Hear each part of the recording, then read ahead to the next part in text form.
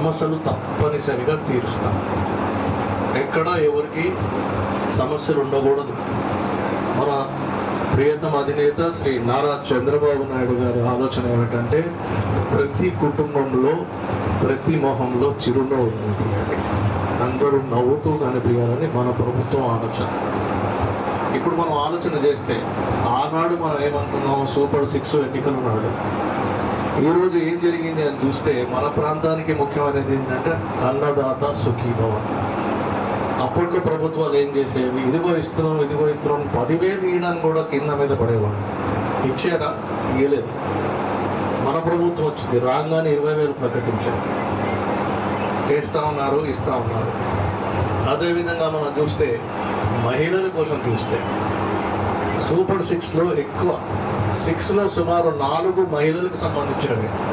ఒక్కసారి మనం ఆలోచన చేస్తాం, మన 4లో ఏమైనా ఏమి కాలేదు. అన్నిటికంటే ముఖ్యమైనది తల్లికి దీవెన,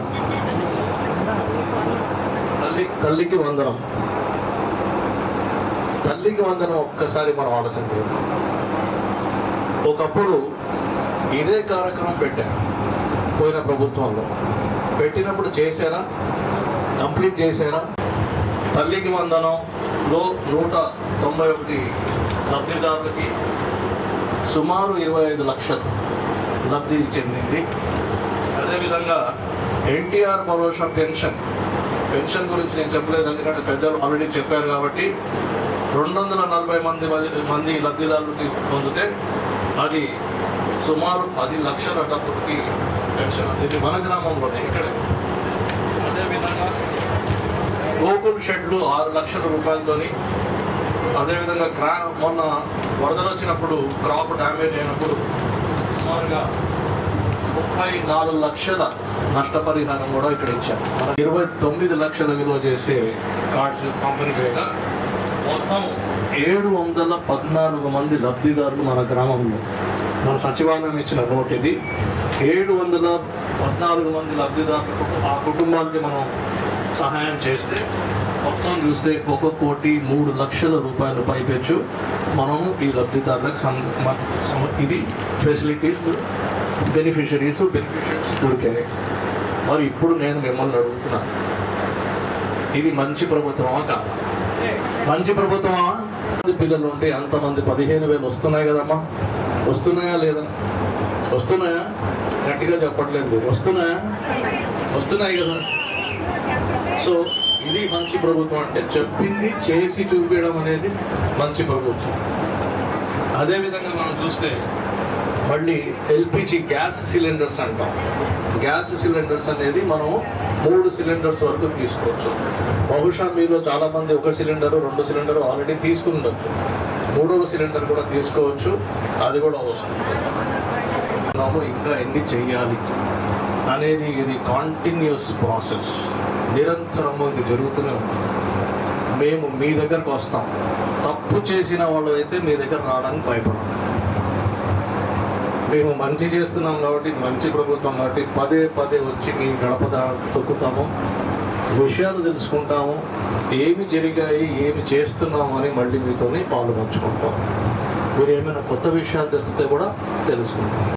హైవేస్, నేషనల్ హైవేస్ మంత్రి గారి దగ్గర, నితిన్ గడ్కరీ గారి దగ్గరికి వెళ్ళి చాలాసార్లు వెళ్ళి మీ తరఫున ప్రాధేయపడి మాకు ఒక కొత్త నేషనల్ హైవే కావాలి, సరికొత్త నేషనల్ హైవే కావాలి అని అంటే, అసలు సరికొత్త నేషనల్ హైవేస్ ఎక్కడ వేయట్లేదు కృష్ణప్రసాద్ గారు, ఉన్నదాన్ని ఇంప్రూవ్ చేస్తాం కానీ సరికొత్తగా ఈ మధ్యకాలంలో వేయట్లేదంటే, లేదు సార్ నాకు వేయాలా, ఫస్ట్ టైం నేను ఎన్నికై వచ్చాను, నా కాన్స్టిట్యున్సీకి ఇవ్వాలి అంటే మనకి గుంటూరు నుంచి సరాసరి మొత్తము వేమూరు నియోజకవర్గంలోంచి పోతూ నిజాంపట్నంకు పోయే కొత్త నేషనల్ హైవే, 4 రోడ్ల నేషనల్ హైవే శాంక్షన్.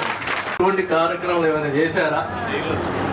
ఈ నేషనల్ హైవే ఏదైతే నేను ఇప్పుడు మాట్లాడుతున్నానో, ఈ నేషనల్ హైవేకి 1,500 కోట్ల రూపాయలతో చేసే ప్రాజెక్ట్.